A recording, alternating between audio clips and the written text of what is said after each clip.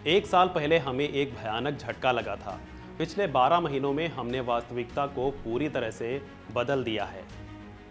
ये बयान है इजरायली प्रधानमंत्री बेंजामिन नेतन्याहू का। 7 अक्टूबर 2023, वो तारीख जब हमास ने इजराइल पर अचानक से धावा बोल दिया था और उसके लड़ाकों ने आसमान, जमीन और समुद्र के रास्ते इजराइल में घुसकर जो बवाल मचाया था, जो तांडव मचाया, सबके देखकर बस होश उड़ गए थे। इस हमले में 1200 से अधिक इजरायली नागरिकों की जान गई थी और हमास ने करीब 250 से ज़्यादा लोगों को बंधक भी बना लिया था, जिसमें बच्चे और महिलाएं भी शामिल थीं। और हमास ने इस हमले को नाम दिया था ऑपरेशन अल अक्सा फ्लड। 7 अक्टूबर 2024, इजराइल पर हमास के हमले को एक साल हो गए हैं। इजराइल ने इस बर्बरता का बदला लेने और हमास का अस्तित्व मिटाने की कसम खाई है। और इसी को लेकर फिर इजराइल ने गाजा में ऑपरेशन अल अक्सा फ्लड के बदले ऑपरेशन आयरन स्क्वाड्स चलाया, जो कि आज भी जारी है। इजराइल ने अपने पुराने जख्मों की याद में 10 दिन के राष्ट्रीय शोक की घोषणा की है। साथ ही इजरायली सेना ने कहा है कि जंग किसी भी कीमत पर नहीं रुकेगी, जंग जारी रहेगी ताकि दोबारा कभी 7 अक्टूबर जैसा हमला ना दोहराया जाए।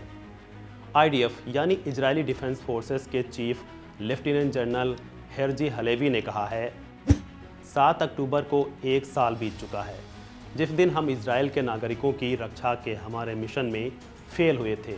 हम 10 दिनों के पश्चाताप में हैं। 7 अक्टूबर सिर्फ याद करने वाला ही नहीं बल्कि आत्मनिरीक्षण का भी दिन है और यह समझ रहे हैं कि अपने लोगों को ठीक तरह से हिफाजत के लिए आईडीएफ को और मजबूत होना पड़ेगा।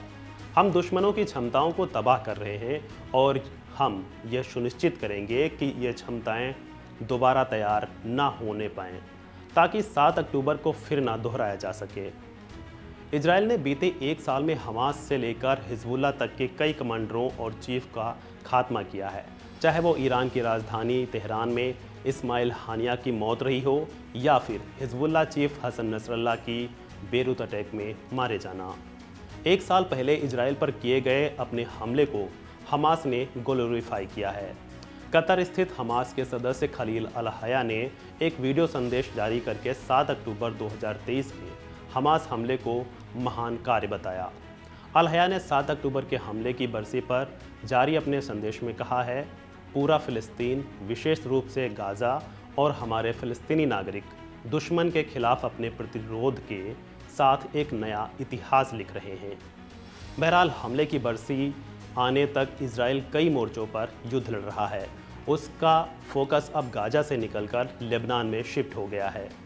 वहीं लेबनान के प्रधानमंत्री नजीब मिकाती ने अंतर्राष्ट्रीय समुदाय से इजराइल पर युद्ध विराम के लिए दबाव डालने की अपील की है। देखना होगा आगे आने वाले समय में क्या कुछ देखने को मिलता है। बहरहाल हाल के घटनाक्रमों से तो नहीं लगता कि इतनी जल्दी इस क्षेत्र में शांति आने वाली है। फिलहाल इस वीडियो में इतना ही। खबरों से जुड़े अन्य अपडेट्स के लिए वन इंडिया को करें लाइक और सब्सक्राइब।